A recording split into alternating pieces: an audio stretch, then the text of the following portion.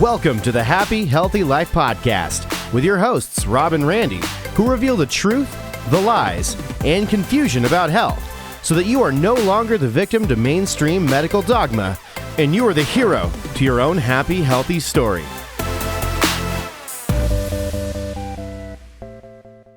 Hey there, welcome back to the Happy, Healthy Life. Today is episode 148. Today, again, we are coming from our brand new studio. So this is the second episode that we've done in our studio. Last week we were traveling. We are back. But today is a great day to talk about real transformation. We just got back from an amazing seminar this last weekend, got to see real transformation. And we're going to show you how you too can be able to have that transformation when it comes to having your metabolic cake and eating it too. Well said, sir. So let's get started. So welcome back to the Happy, Healthy Life podcast with your host, Rob and Randy. And we are the Happy, Healthy Guys. So let's get started. So this past weekend, I don't know that we can start the episode without talking about this past weekend in Orlando, Florida. It was a full circle moment for us. We got to be able to walk into the place where this entire journey with Happy Healthy really started. The Hilton Hotel on Universal Avenue in Orlando, Florida, right off of 528 Highway. What is it that happened in that hotel 15 years ago? Yeah, remarkable being back. It took us down that memory lane. And I know we'd posted some stuff on Instagram and social media, and people were asking, what were you guys doing there? What was going on? And the truth of that was a pivot moment for both of our lives. And really it's the genesis of really how Happy Healthy started getting traction. And a lot of times great things happen in moments where it feels like this could be the worst thing that's ever happened to you. But I remember we were actually there, speaking of full circle, there for a Maximized Living chiropractic event. We were Maximized Living doctors. Of course, we still are now. But at that time, we were in clinical practice and we were leading and training and coaching and helping build that organization and supporting these doctors that were teaching this above, down, inside out principle that we love more this day than we've ever loved in our life. But we were getting ready to go on stage. And you and I, that was kind of a common thing that we did, go to seminars, we're going to be on stage, we're going to speak. But this day was a little bit different. It was a lot of bit different. Yeah, we're getting ready to come down, go down into do our presentation in the room, getting prepped. And I said, okay, let's go ahead and get ready to go. Kind of like we were prepping just a few minutes ago, getting ready for this. And you said, not going to happen today. I did say it was going to happen today, but 15 years ago. Yeah. 15 years ago, he's like, it's not happening today. I'm not feeling well. I'm not well. Not doing good. And if anybody would have seen this guy right here, he was a blue-gray color, probably a color that I've never seen in a human being before, myself personally. And that's when you dropped the bomb on me and said that you'd been diagnosed with late-stage cancer, and I had no idea. Yeah, I didn't tell anybody. I'd been diagnosed a few months earlier, back in July of 2010. This was probably around September, maybe. Yeah. And I just kind of kept it to myself, didn't know what to do. I was, a lot of it was I was ashamed. I was scared. I just didn't know what to do. I knew what I wasn't going to do, which was go through standard of care with chemotherapy, radiation, and all the experimentation with chemicals. I wasn't willing to do that, but I didn't know where this journey was going to take me. And at that time, I just felt more fraudulent than really in a place of wanting to get on stage and tell people how to change their life and be their healthiest version. But I remember telling you that, and it felt like this huge relief, right? Secrets rot us at our core. And I when I told you, I remember feeling a relief. And I remember the first thing that I did, I don't know if you remember this, but I remember pulling up my shirt because I wanted you to see my liver because I could kind of hide it in my clothes. And I remember pulling up my shirt. Thank God it was only you wanting me to show me your liver. I didn't pull down my pants. That you pulled up your, that got real weird. Yeah, sorry for the visual there, guys. No, pulling up my shirt on the right side of my body where my liver was sitting, and my liver was so swollen and full of cancer, it was sticking out of my body. And at that time, I was probably down 20 or 30 pounds, and my body was breaking down. The cancer had moved into the not only the lymphatics, the liver, and into my stomach. But I remember just having a relief going, okay, now Rob knows, my best friend, he's going to help me figure this out. And but I still didn't know what we were going to do about, walking downstairs and speaking that day. But sometimes you don't know what the next step is, and you just take it. Yeah, you do. And so you let me know, you felt relief. We get into the elevator, we go downstairs, we're walking to the convention center. And as we're walking to the convention center, we made a pit stop, and we made a pit stop in the hotel lobby bar. Yeah. It wasn't to drink alcohol. It was literally just to sit there. Yeah. Try to be able to talk this out, work a little bit on the presentation. And we sit there really not knowing what to do. Mm-hmm.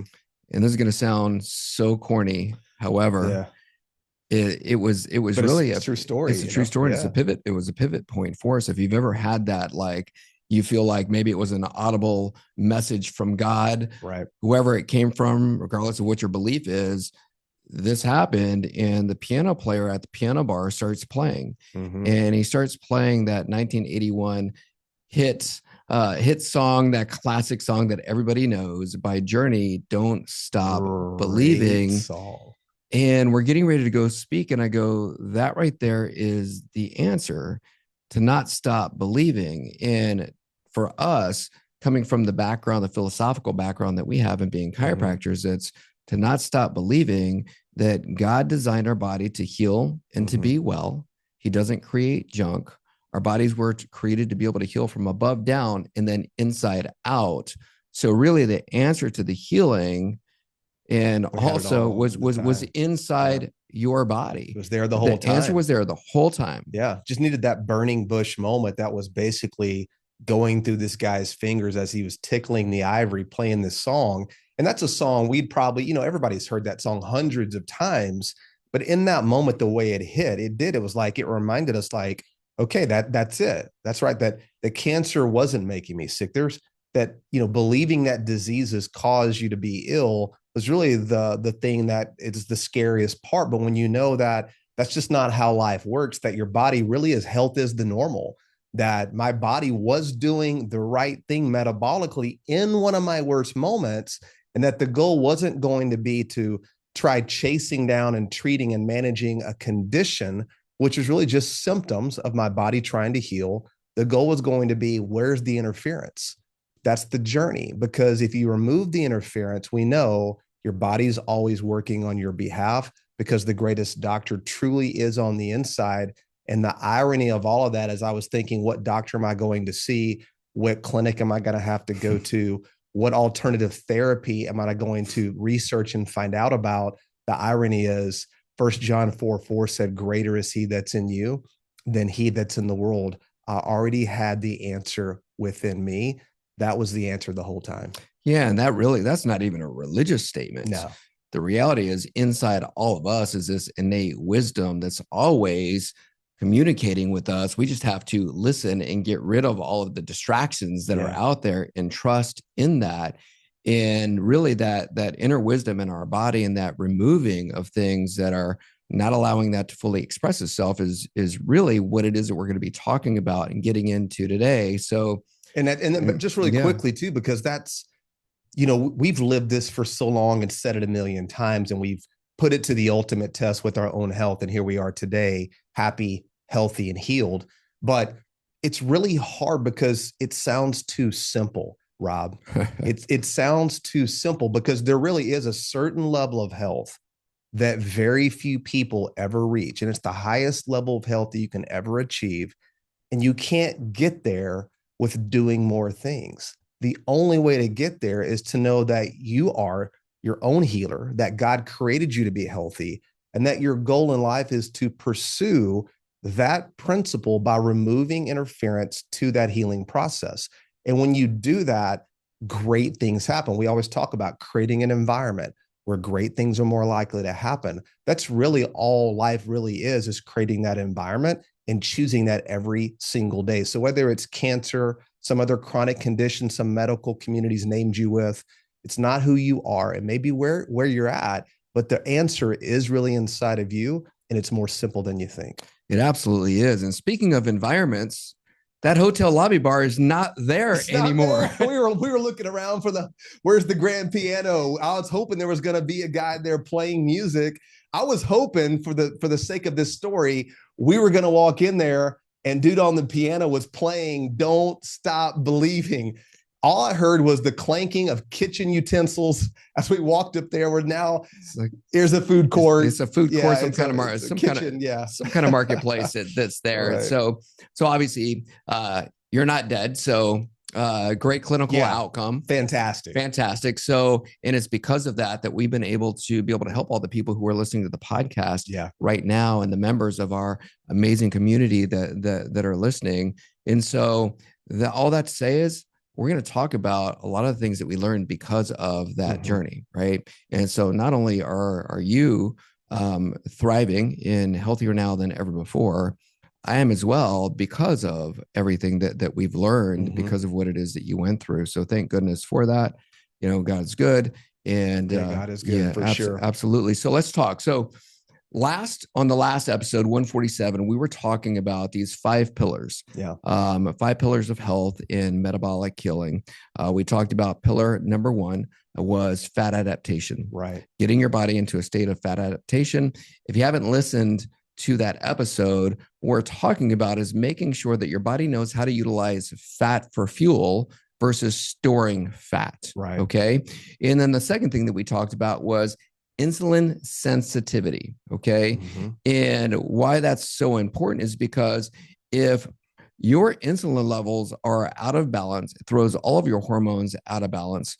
We talked about how when that happens, that you will go into fat storage. And we talked about the number one thing that is keeping people and their insulin levels all out of whack, stopping them from being able to lose weight or be metabolically healthy. And what is that one thing? Yeah, it's industrial seed oil. There's a lot of metabolic toxins that has to be number one. And that's really why we were back in Orlando speaking to a group of doctors, launching and teaching these doctors how to help heal metabolic disease. And fat adaptation is vital, but it's not what you think. We talked about it. It's not eating fat. It's teaching your body how to burn your own fat. So exogenous, eating it, versus burning it internally, which is endogenous, which is the only way to truly become fat adapted and to become insulin sensitive and to remove seed oil from your tissue, because it does store, it has a very long half-life, and it wreaks metabolic damage, and it really sets your body up for hibernation where you lower your metabolic rate. You'll never fix your metabolism unless you get rid, number one, stop eating it. But number two, you have to get rid of it, and you have to teach your body how to burn fat from the inside out. Those 2 pillars are in place. And if they are in place, there's other things you want to stack on top of that, but that's always where metabolic health would start. So if you're listening and you feel stuck metabolically, I can guarantee you're not fat adapted and you're not insulin sensitive. Yeah. And even best practices, because people always ask us, well, how do I stay away from those seed oils? Number one, you got to know what they are. And so I think if you go to, if Laura will put it in seedoilallergy.com. Yes, seedoilallergy.com. Yeah. When you go to seedoilallergy.com, it's going to give you a list of all of the seed oils on there that you need to stay away from. And there's also a seed oil allergy card there that you can be able to give to your server wherever you're going, saying that, yeah, my body is allergic to these things. And an allergy is your body just doesn't know what to do with these things. And that's a true statement. True. And so don't freak out if you're like, oh, I'm not allergic or I haven't been allergy tested for it. You are allergic to industrial oils. They're not supposed to be inside the body. They're supposed to go inside your automobile. And so and it also gives you what the replacement fats as well. It does. Right? Yeah. It does. It shows you can just hand the card to them and say, hey, cook my foods in this. Right. And so one of the other best practices for that, and it's what it is that we did, is we stayed at an Airbnb that was close to the conference center that we were speaking at. And that allowed us to be able to go. We went, as soon as we landed, we went directly over to Whole Foods. Yep. We knew what our menu was going to be for the weekend. Right. We bought the foods that fit that menu, and we made sure that nothing had any of these industrial seed oils. So that's the best practice. For those of you that say, how do I travel and stay away from these things? That's one thing that you can do. We're going to be traveling this next weekend. We're going to be in LA. And I know I got on Louisiana. We're going to be in Louisiana. Not that LA, Los Angeles, California. And so I already got on the hotel restaurant's website. I looked at their menu already. I looked to see where we were going to be going to eat with the group on Friday evening. I looked at their menu already. And so it doesn't take very long. If you really care about your health, you can prepare ahead of time in order to be able to make sure that you're staying away from these things. You can call a restaurant. There's a lot of things that you can do, but those are some best practices to be able to make sure that metabolically speaking, your body is as healthy as it can be. So, yeah, and I'd packed up some organic grass-fed beef sticks, some ancestral beef sticks. I'd even had beef liver, beef heart, beef kidney. I had some organic dates, which I love to eat as well. We brought our SCT oil, our trace mineral salts. We had brought our surge minerals to get the humic and the fulvic to support our gut as we traveled. So it wasn't a lot of things. It was just a little bit of prep work, a little bit of intention.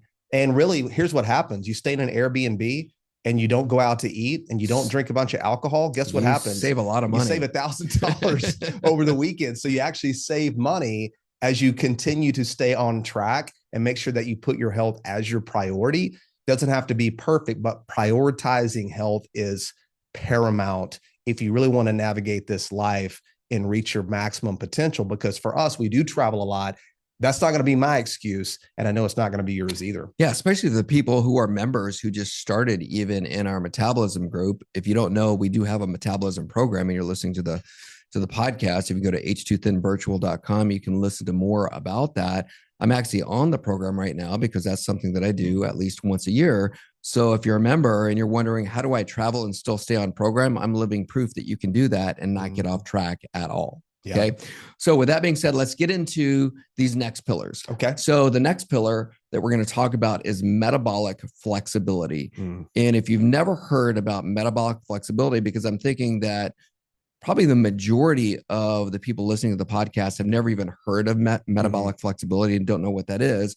But what that is that's the ability for the body to be able to switch between different sources of fuel inside the body. Okay. So one source of fuel would be sugar, for example. Another source of fuel could be ketone bodies. Another source of fuel could be fat. And it's the ability of the body to be able to switch between those different things. And the best analogy that I can give to you, if you're driving an electric car that also has gas as well. Yeah, this is a good example. Yeah. You know, when you pull up to the stoplight and the gas engine shuts on and it goes into the electric engine, right? Right. And so it knows how to be able to flip back and forth between those things. The body is created exactly the same way. And when you're metabolically healthy, you have that metabolic flexibility to where you can be able to have fats.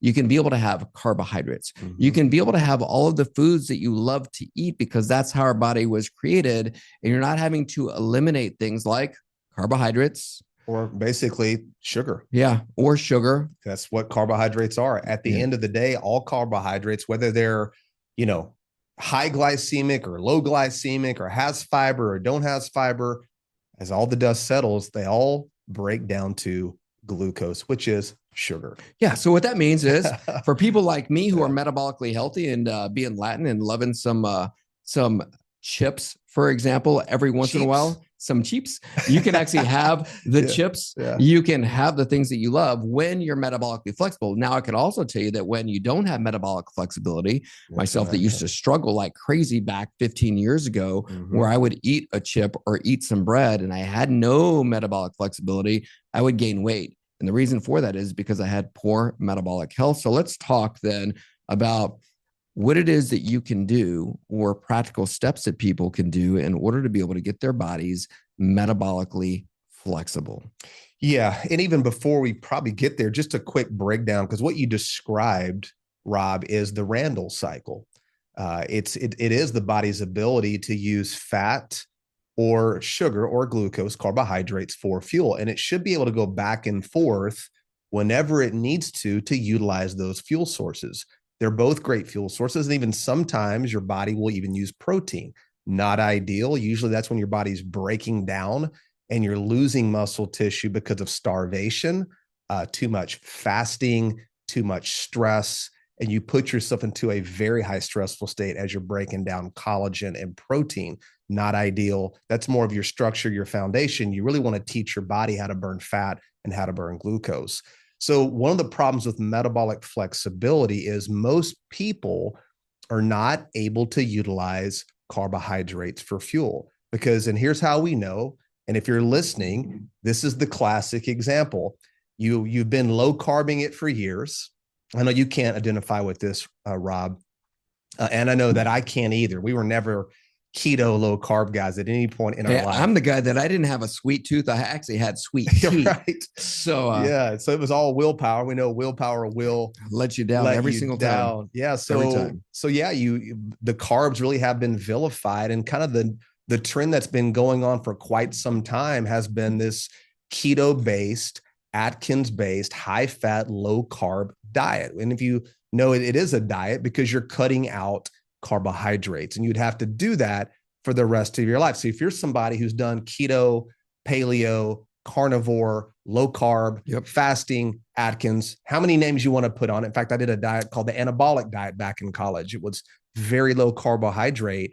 You may lose some weight. Now, a lot of that weight initially is water as you're depleting glycogen stores from your muscle tissue and you're losing electrolytes, but you may lose some weight and you may have had a great result. Here's the problem. You better be willing to never eat carbohydrates again for the rest of your life. And we're going to talk about why that's very dangerous and it's not what you think it is. But more importantly, too, now, if you ever come off that diet, and here's what we know about diets, they work and then they don't. You won't do it forever. How many people have we talked to over the years? In fact, we just talked to a doctor this weekend, low carb, low carb, low carb, one piece of bread, and it feels like half the weight came back in a week. So clearly, if you are not carbohydrate adapted and you're only able to be on a low carb, high fat diet, number one, you are not metabolically healthy and you're definitely not metabolically flexible. And that is a stressful state to be in. Definitely causes premature aging. It's going to cause your body to break down much quicker, become stiff, rigid. You don't age properly when you don't have the ability to use fat and glucose for energy. So that's a huge problem. It's a Randall cycle issue. And if you're not metabolically healthy, this is where you'll find yourself. That's why diet after diet after diet, and usually they're all restrictive and low carb. They don't even work for most people anymore. In fact, we talked to one lady, she's been low carbing and now off and on for 20 years, and she's now 50 pounds overweight. Heartbreaking. And this is somebody who's not eating bad. They're eating good food, but they've been low carb for so long, it's completely wrecked their hormones. Yeah. And you'll know you're stuck when it comes to metabolic flexibility when you're constantly craving snacks, or you're feeling like you have to eat all the time in order to be able to have energy levels, because what your body is doing is your body has become a sugar burner. It only knows how to burn that sugar, which is why it's so important to be able to get yourself carbohydrate adapted. And if you're not, you go into, as you were saying that, all I was hearing was literally just being locked up in diet prison your entire life. Yes, the caloric chateau d'if, right? Yeah, it is not the chateau that you want to be in, especially if you're heading to France. So I want to be able to eat all of the things with butter when I'm in France and all of the wonderful foods there. And so then I was just thinking about, even when we were talking to Dr. David Erb this last weekend, he's a classic example of this. He didn't have that metabolic flexibility after having gone through this metabolic program that we work with people one-on-one with. He now has this metabolic flexibility, and he said, guys, I'm able to eat a massive amount of carbohydrates, something that I couldn't do before. And when his wife, Dr. Kimberly, was talking about the transformation that's happened with him, she said the one thing that I know that we received as a result of doing the program, because it's changed and saved our lives, is we get to all eat dinner together as a family. Yeah, that was beautiful. It was beautiful, because that's something that they couldn't do before. And if you're listening right now and you're this person where you feel like when you eat dinner with your family or you go out to eat with other people, you feel isolated. And you feel isolated because you're the person that's eating the salad, or you're eating just all high fat, salads are not healthy, by the way. high protein, or you're just eating something that not everybody else is eating. Meanwhile, you're looking at the person on the other side of the table who's eating whatever it is that they want to eat, and they are skinny, thin as a rail, but that's not you. And you really don't know what that does to you psychologically speaking. And I know even firsthand, having suffered from having anorexia when I was 13 years old, and literally having to starve myself in order to lose weight, only to gain it all back as soon as I ate just a grain of rice. And so that was huge for people that don't have that metabolic flexibility. When they get that back, how their life is able to transform. And that's why I love what we do, because we get to help people. And you don't ever think about it, but it helps to be able to really restore people's lives with their family. And you don't even think about that. So that was beautiful to be able to hear that. And he lost 33 pounds going through the program. But not only did he lose that 33 pounds, just 5 weeks, by the way, just 5 weeks, he now gained the ability to be able to eat fats, proteins, carbohydrate. Just have to count be every single morsel or point or macro that goes into your mouth. You said something earlier, and I want to go back to it. I thought it was very important, and if people may have heard that and not understood. You said that if you're not fat adapted and you have to eat all the time, you become a sugar burner. And you're correct, but it's not maybe what people heard, because some people are saying, well, but I'm not eating sugar. I'm eating low carb. I'm eating high fat. I don't eat processed sugar. I don't eat carbohydrates. It's not the sugar you're eating. And this is the problem if you're on a chronic low carbohydrate diet, and why it's wrecking your hormones, is if you don't eat it, your body will make it. Okay. It's called gluconeogenesis. And your body will make this sugar because it's vital for your metabolism, for your brain, for creating glutathione, for liver support, every enzymatic process in your body. You're going to need glucose. It's vital to the human body. So if you're not eating it, what happens is chronically, you're going to now live in this state of gluconeogenesis. And what that means is, in order to elicit gluconeogenesis to create sugar in your body, you're going to have to be in a high cortisol state. So cortisol is a hormone that will break down muscle and liberate fatty acids, which is fine. That's normal. Cortisol is not the enemy. But when you're liberating and breaking down protein and liberating fatty acids, what will happen is your body will take a ketone called acetone, and it uses acetone to make glucose. All right. Here's the problem with that. Everybody's probably heard of glycation, right? What's the age? The age is the advanced glycation end products. They're associated with advanced aging, losing collagen, stiff joints. You just don't age well. Cataracts, glaucoma, Alzheimer's, diabetes. Everything is linked to this advanced glycation process. Well, glycation, they say, and this is one of the things the low carb community is touting, is, hey, glycation happens when sugar bonds to protein or fat to create this glycation process. But it's actually not necessarily true. That's only if you're eating processed fake sugar and you're eating PUFA, or polyunsaturated fatty acids, or linoleic acid, which is very inflammatory. If you're eating healthier foods, that's not always the case. But the problem is, it's not the glucose that's creating the glycation. It's ultimately the metabolic dysfunction. And if your body's living on ketones because you never eat sugar and your body has to make it, there's a compound called methylglyoxal. Methylglyoxal is made from these ketone bodies through gluconeogenesis. It spikes it through the roof. It's 20,000 times more reactive than glucose is in the glycation process. So you're putting your glycation index on overdrive when you never eat sugar and carbohydrates, and you literally have to make it, raising cortisol, breaking down muscle tissue, creating advanced aging, and putting yourself in a hormonal wreck. Because if you live in high cortisol and you're breaking down muscle and creating ketones all the time and having to make your own glucose, what you're doing is you're wrecking your hormone profile. Thyroid hormones are a wreck. And a lot of people end up going to their doctor and ending up on medication. They're getting on bioidentical hormones. They're looking at their progesterone or their estrogen. All of these sex hormones in your thyroid hormone panel it's a wreck because your body's in a high state of stress, high cortisol, and you're not able to use carbohydrates. So long-term low carb dieting and high fat, low carb keto plans, they really do wreck your metabolism. So we really have created a program that's really, we should almost call it keto rehab, because if you can't eat carbohydrates without gaining weight or getting inflamed, number one, you're not metabolically healthy, and you're going to have to implement the strategies that we're talking about in order to turn that around. You're going to have to get endogenously fat adapted. You're going to have to create insulin sensitivity by detoxing from years of PUFA and seed oil.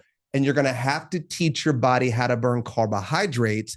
Because one more thing, and I'll pass it back to you, is when you eat high fat, low carb, your body will create a scenario where your body becomes insulin resistant, not pathologically, but physiologically. Going back to the Randall cycle, your body can really only use either fat or carbohydrates for fuel. They compete for that Krebs cycle, for that mitochondria.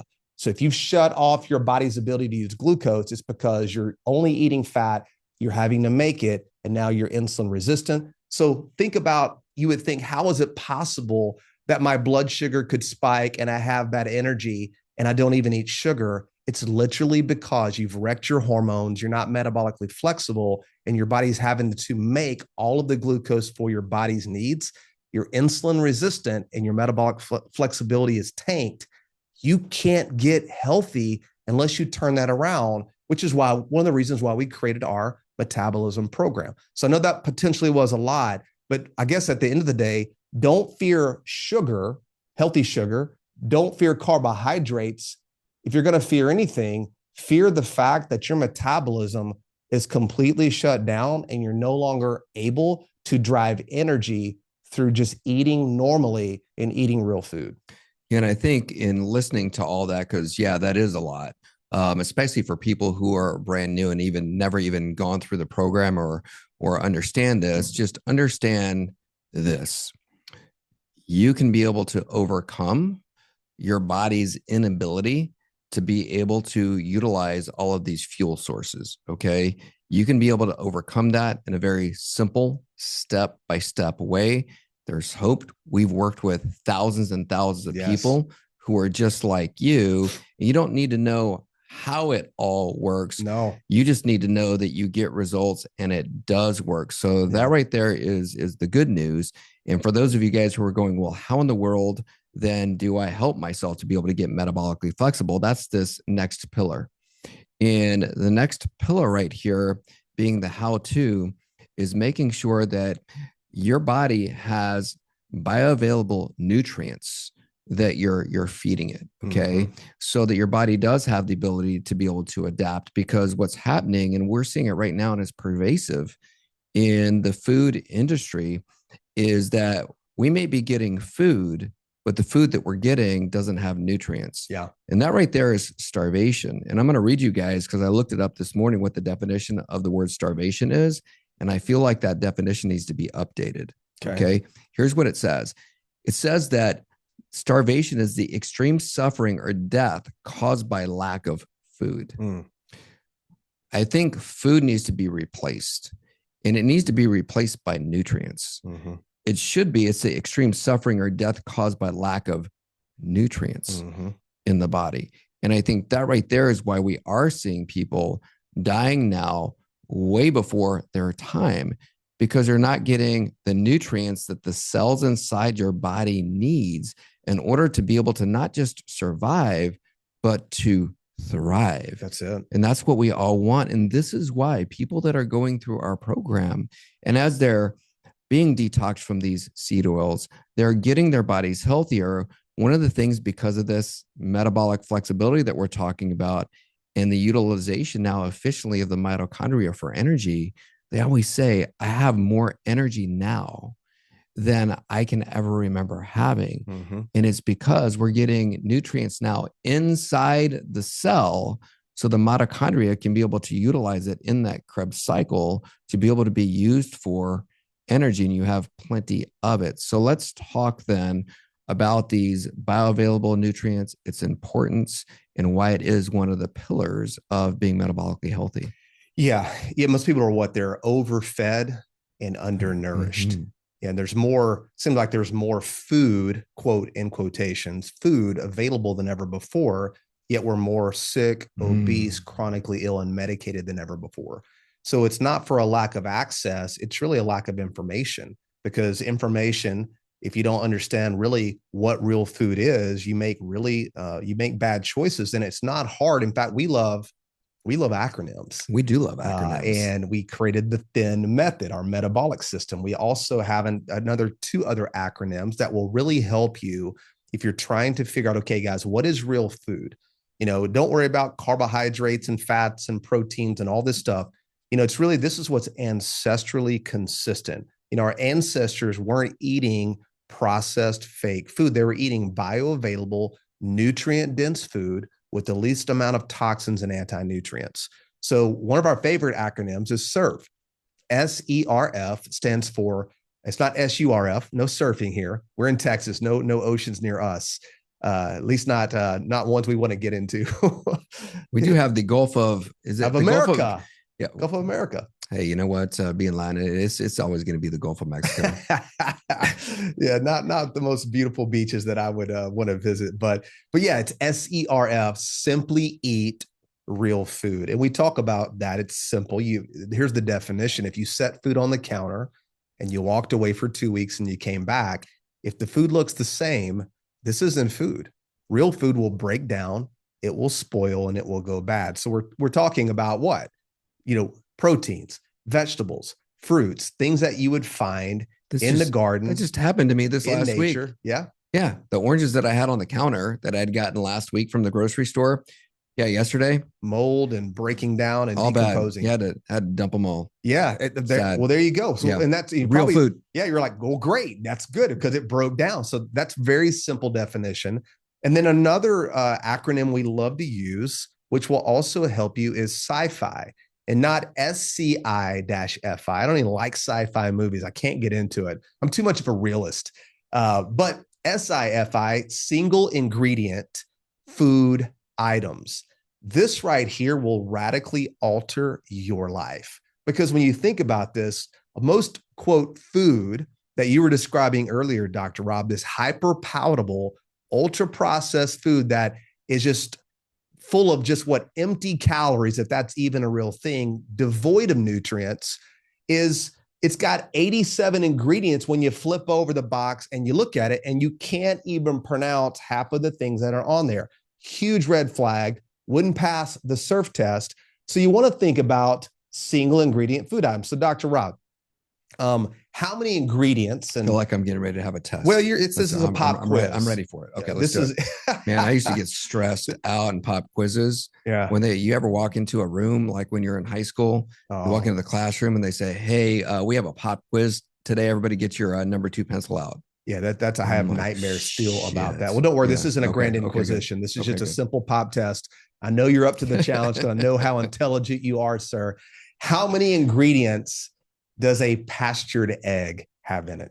That'd be one. One ingredient. All right. How many ingredients does beef have in it? One. Right. How many ingredients does a carrot have in it? That'd be one. I think everybody's getting the point here, right? Single ingredient food items. These are foods in their most natural states that haven't been altered, processed, or adulterated in any way. Nothing's been taken out. Nothing's been added in. And these single ingredient food items, when you start looking and searching for answers, this is where you start. You eat real food, make sure the ingredients are definitely not more than 2 or 3. Like in the beef sticks we were eating, it was grass-fed beef, one ingredient, and then it had like this microplastic-free sea salt. I believe it was the only 2. And in a collagen casing around the beef sticks. So you had collagen casing, you had sea salt, and you had grass-fed beef. 3 ingredients to try to keep it to 3 and under for best practices, but single ingredient is always your best option. And when you do this, you're going to create satiety where you feel full. You're going to give your body nutrient-dense food so your body can actually absorb and utilize what you're giving it. And by doing that, now you're going to give the body the tools and the substrates that it needs to optimize metabolism. But if you're eating fake food, you may eat a lot of food, but you're going to be left still hungry because your body's still craving the nutrients. So stop counting calories, start counting nutrients. Yeah, when you look at even when we're talking about energy and then your body using energy, when you're eating a single ingredient food item, your body's not having to utilize as much energy to break the foods down and all the different things that are going on inside there. And many people don't know that the majority of the energy that your body uses is for digestion. And so if it's using all of this energy for digestion, let's move some of that energy to other places, right? So let's use that energy for our muscles, because exercise is a good thing. We want to utilize it for that, or even just cognitive health, you know, and that's why another thing that people say when they're doing our program is that they have more mental clarity. Yeah. They're able to, they don't have the brain fog that they had before.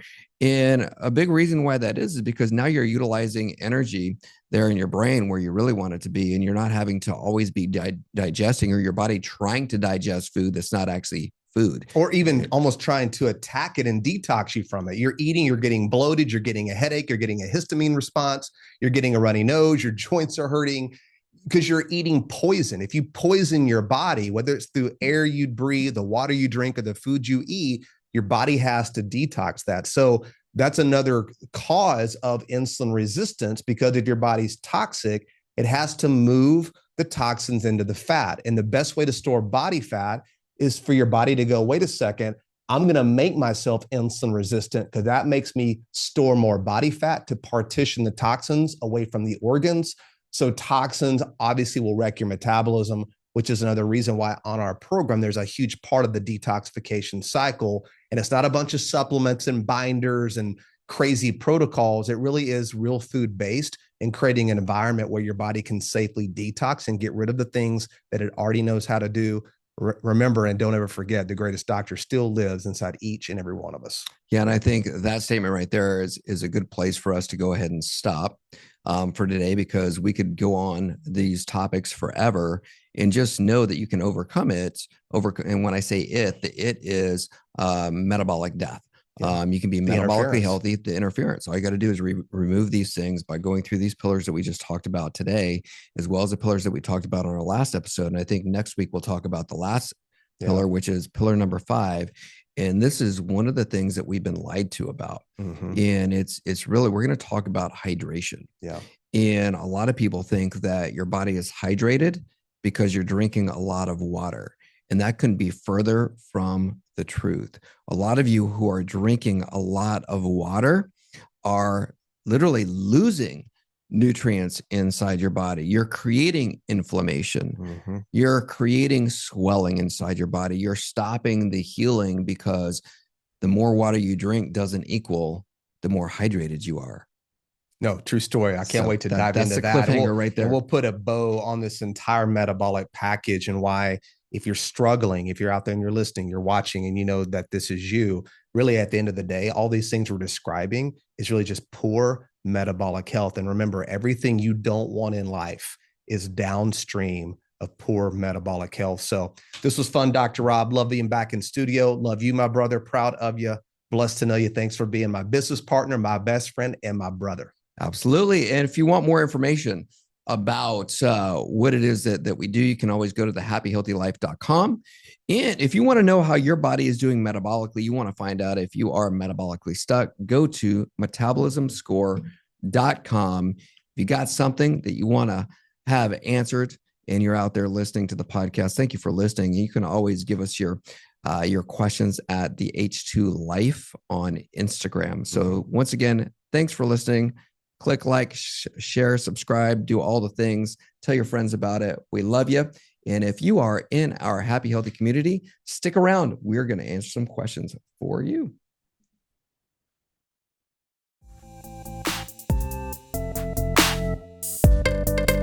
Thanks for listening to the Happy Healthy Life podcast. If you enjoy the show, make sure to follow them on Instagram at the H2 Life, or on YouTube and Facebook at The Happy Healthy Guys. Don't forget to like, subscribe, follow, and review the show wherever you listen to podcasts.